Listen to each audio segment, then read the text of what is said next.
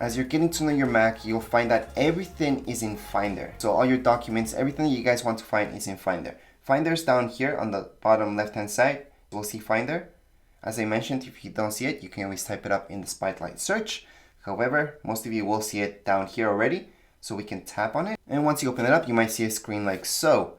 On the side, you're going to see various options. So AirDrop, that works, like I mentioned before, if you have an iPhone, iPad, or Touch, or maybe another Mac, you guys can AirDrop stuff between one another. That's just to transfer files, pictures, anything you guys want, really. Recents, we'll take a look at your recent files. Applications, that's where all your programs are going to be at.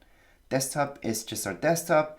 And documents and downloads. So documents, that's usually where you guys want to organize all your documents. You just drag and drop any files into there. Downloads, that's everything you guys download from the internet. So what I'm going to show you guys right now is applications. So let's click on applications. So right here on applications, these are the apps that are installed on my Mac.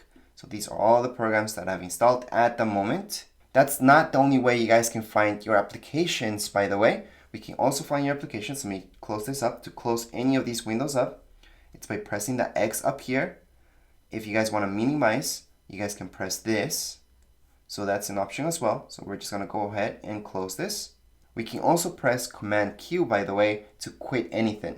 So if you want to close that or really close an app or a program on your Mac, press Command Q. That's essential. Really good to know. But anyways, I wanted to show you another way you guys can access your programs. Obviously, there's quick ways of doing it, but down here below, you guys will also see Launchpad.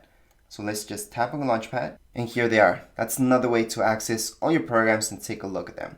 We can also search for them, so if it's a specific program, maybe you have a lot, just click up here and search for that program.